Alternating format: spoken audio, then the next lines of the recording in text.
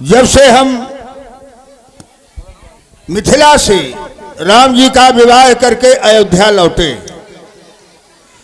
आज लगभग 12 बरस हो गए। राम जी का विवाह हुए लगभग 12 बरस हो गए, लेकिन नित्य नव मंगल मोद बधाई, नित्य प्रति नए नए मंगल अयोध्या में मनाए जाते हैं। प्रजा में बड़ा उत्साह है, बड़ी प्रसन्नता है। बहुएं इस राजभवन में आई हैं, लेकिन प्रजा का उत्साह देखने में ऐसा लगता है जैसे अयोध्या में हर घर में बहुएं आई हों। धन्य है हमारी प्रजा को। एक दिन अयोध्या में दुख था, कब हम भी दुखी थे, जब हमारे कोई पुत्र नहीं थे। लेकिन आज हम देख रहे हैं सारी प्रजा और हम भी बड़े सुख का अनुभव कर रहे हैं। मंत्री जी, हमारा दर्पण उठाया जाए। जैसी आज्ञा।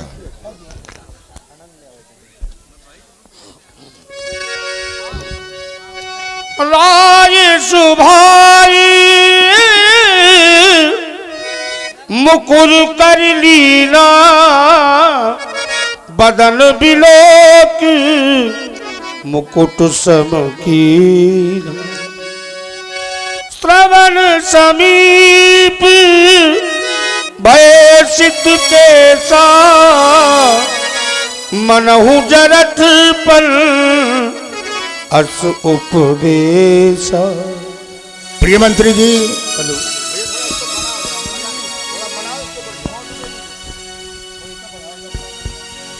हमने दर्पण उठाकर देखा, मुकुट टेढ़ा था, सीधा किया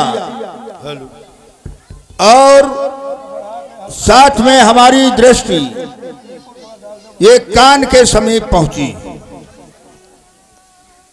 देखा हमारे कानों के समीप के बाल सफेद हो गए हैं। आज हम विचार में पड़ गए, हमारा ये मुकुट कभी टेढ़ा नहीं हुआ। मंत्री जी महाराज, आज ये टेढ़ा हुआ तो क्यों हुआ? और इधर कानों के समीप जब दृष्टि जाती है तो क्या है? श्रवण समीप। मंत्री जी, श्रवण समीप भय सित के साथ,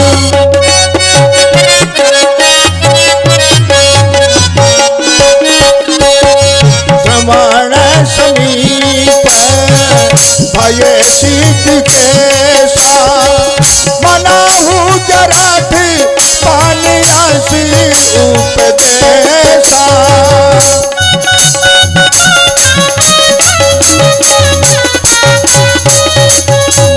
हमारे कानों के समीप के बाल सफेद हो रहे हैं। ये हमें ऐसा उपदेश दे रहे हैं कि महाराज दशरथ, अब तुम्हारा बुढ़ापा आ गया। और हमसे क्या कह रहे हैं? न पयूब राज राम ताह देहु, न पयूब राज राम ताह देहु, जीवन जना फैला भी तीन रेहू।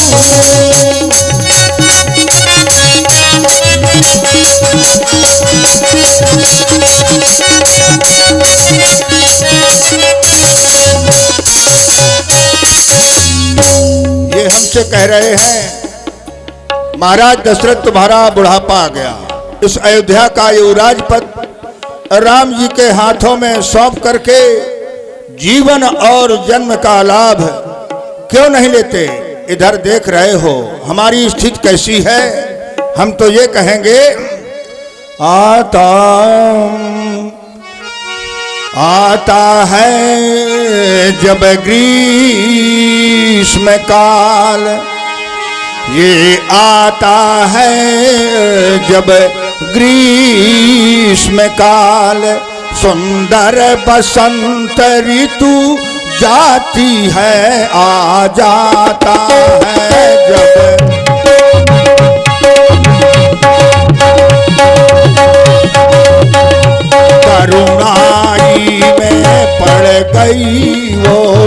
तरुणाई में पड़ आई ओस, जब वृद्ध अवस्था आती है तरुणाई में।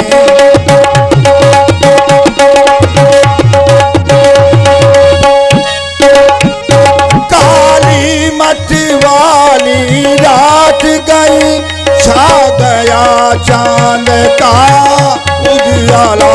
काली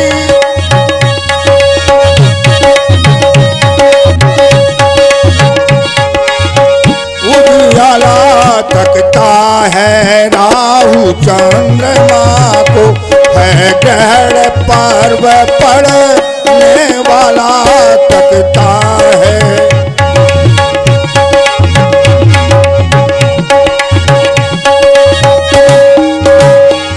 अब तक उन्माद राज में था, आप ही माया का चेहरा है।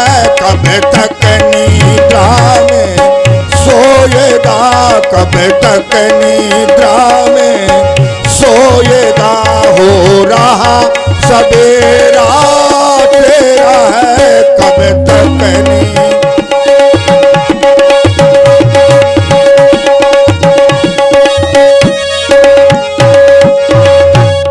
हाँ ध्यान दें, आप लोग सुन रहे हैं। हमारे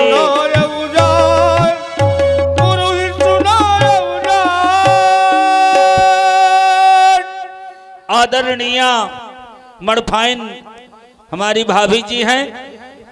50 रुपए कलेवा में भगवान राम के उन्होंने, और 10 रुपए नाई काका को निछावरी दी गई, उन्हीं की तरफ से बहुत बहुत धन्यवाद। पूज्य गुरु जी के चरणों में सेवक का प्रणाम। धन्य है राजन। स्वामी के मन में अगर सेवक बनने की जिज्ञासा उत्पन्न होने लगे तो ज्ञान की पराकाष्ठा को समझ लेना चाहिए। धर्म धुरंधर गुणनिधि ज्ञानी हृदय भगत मति सारंग पानी, जिनका जीवन है वो अपने आप को सेवक बता रहे हैं। आज व्यक्ति के पास कुछ नहीं होता, वो अपने आप को पता नहीं क्या क्या बताते हैं, लेकिन जिनके पास सब कुछ है वो अपने आप को सेवक बता रहे हैं। राजन प्रणाम किया है, शुभाशीष है। ये जगत झुकाए शीश तुम्हें, ऐसा सम्मान तुम्हारा हो, है आशीर्वाद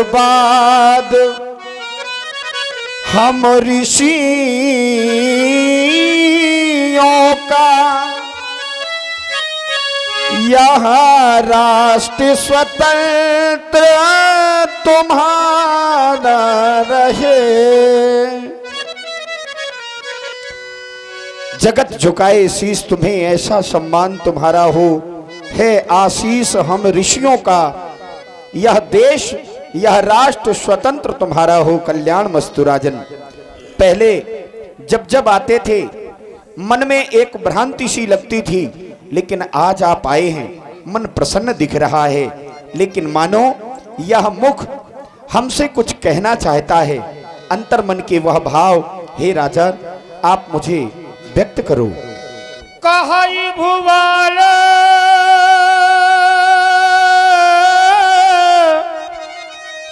सुनिए मुनिनायकी,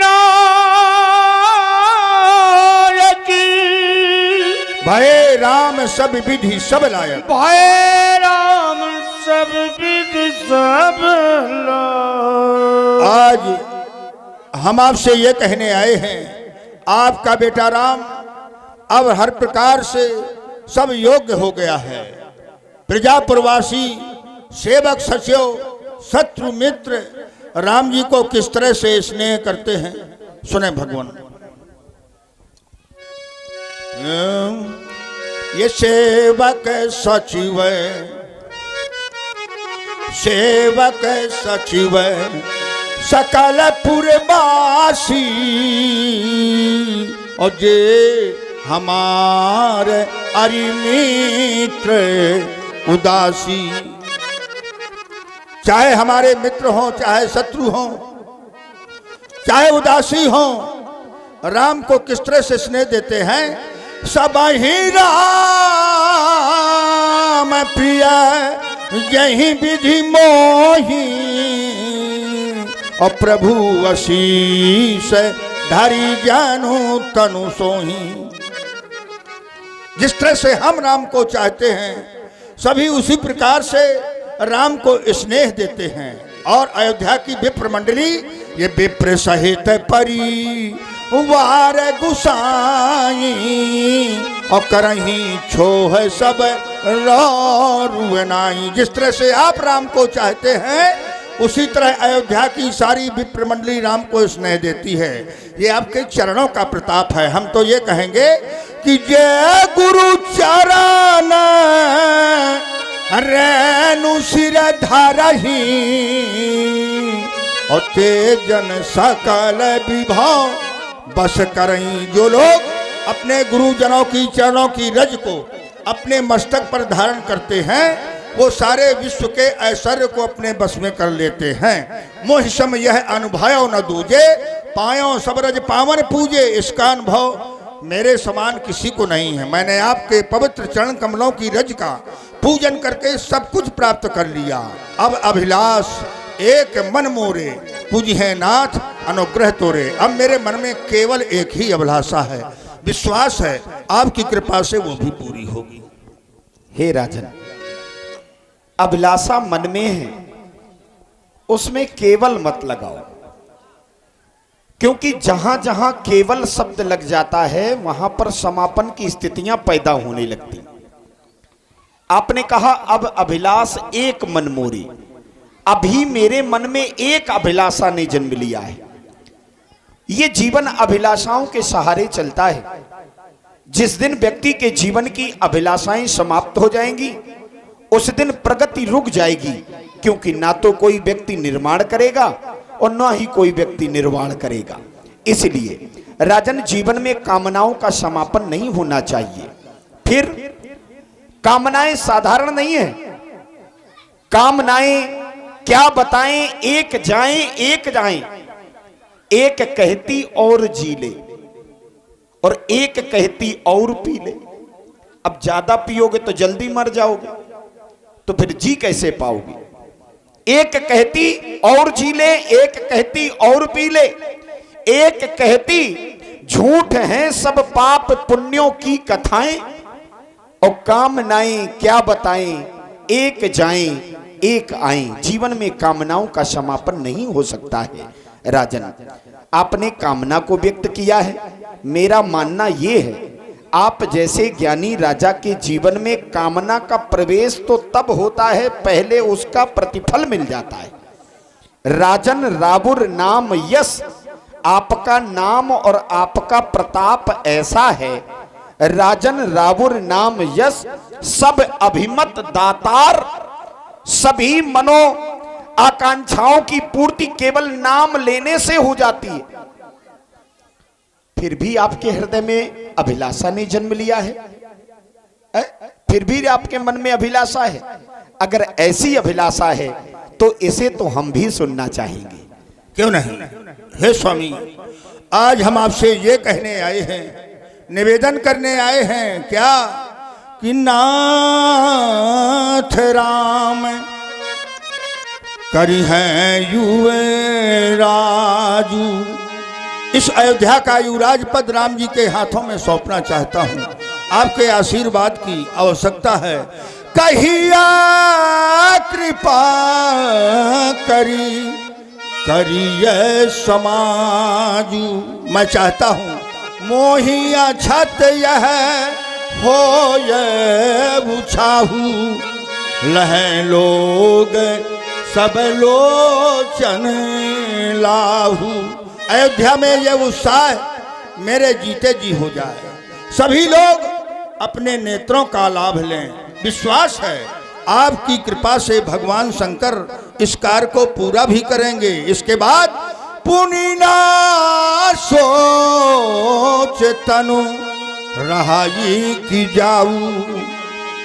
कोई चिंता नहीं इसके बाद, ये शरीर रहे अथवा चला जाए, यही ना हो ये पाछे पछताऊ। इधर आप देख रहे हैं मेरी अवस्था भी अब दूसरी है। अवस्था भी दूसरी है।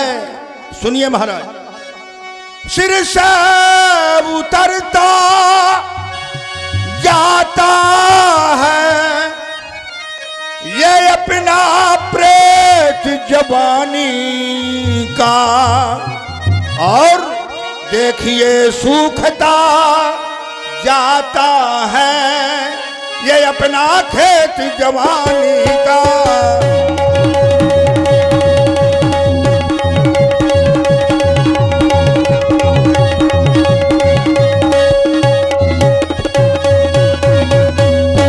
हे स्वामी, जब तरुण अवस्था रानी है और वृद्धि अवस्था बांधी है, मेरे सोने ही सोने में होते जाते सब चांदी है।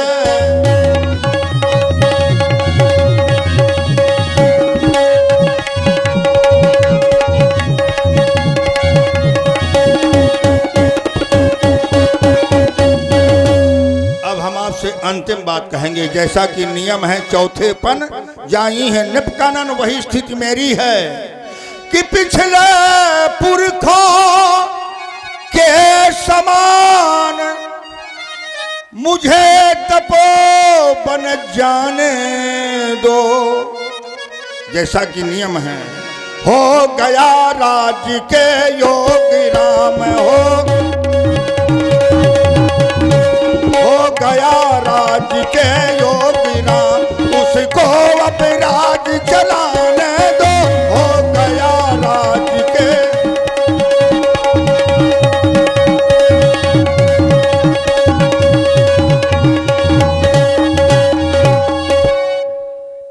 बस यही निवेदन है। हे राजन, युवराज पद राम को दे दिया जाए, यह विचार परम उत्तम है। उत्तम ही नहीं, श्रेष्ठ है। लेकिन एक शब्द आपने कहा, पिछले पुरखों की तरह नाथ अब मुझे तपोवन जाने दो। आप भी तपोवन जाएंगे क्या? सब राजा जाते रहे तो आपको भी जाना पड़ेगा क्या? आपको जाने की आवश्यकता कहां से पड़ गई? इसका अनुभव आपने पहले कर लिया है। ये बात आप हमसे पुष्ट है करवा रहे हैं। ज्ञानी व्यक्ति जो होता है वो अपने विचारों की पुष्टि सार्वजनिक लेता है, उसे स्वीकार करता है। आपने भी अनुभव किया है, मोरे ग्रह आवा प्रभु। अब वनवास जाने की आवश्यकता क्या है? वानप्रस्थ व्यक्ति परमात्मा की प्राप्ति के लिए धारण करता है। इस राग भरे जीवन को छोड़कर के वो सन्यासी के जीवन को तभी अपनाता है जब उसके मन में परमात्मा प्राप्ति का विचार उत्पन्न होने लगता है, अंकुर जन्म ले लेता है। फिर आपको जाने की आवश्यकता नहीं है। जिसके लिए भटकोगे जंगल में, वो तो तुम्हारे इन महलों में विहार कर रहा है। भयउ तुम्हार तने सोई स्वामी, और ऐसा नहीं जासु भजन बिन जरन न जाही। जिसके भजन ना करने से हृदय की जलन शांत नहीं होती, जिस समय भजन कर लिया जाता है तो हृदय की जलन शांत हो जाती है। भयउ तुम्हार तने सोई स्वामी, राम पुनीत प्रेम अनुगामी। ऐसे पुत्र को पाकर के आपको वनवास जाने की आवश्यकता नहीं है। अगर आप ऐसा किया तो लोग यही कहेंगे कि कस्तूरी कुंडल बसें। घर में होने के बाद भी उसका उपयोग नहीं कर पाए। राजन, घर ही में हो एकांतवास, घर में कहीं भी एक स्थान में एकांत अपने मन को केवल वहीं लगाओ जो लगा करके उन्हें धरती में ले आए हो, तभी इस संसार का कल्याण हो सकता है। राजन, ये विचार परमोत्तम है, इसमें विलंब नहीं करना चाहिए। वेग विलंब न करिए नब, साजी सबुई समाज, सुदिन सुमंगल तबहि जब, राम होई युवराज। जय हो आपकी जय हो। मंगल कामना के मुदित महीपत मंदिर आने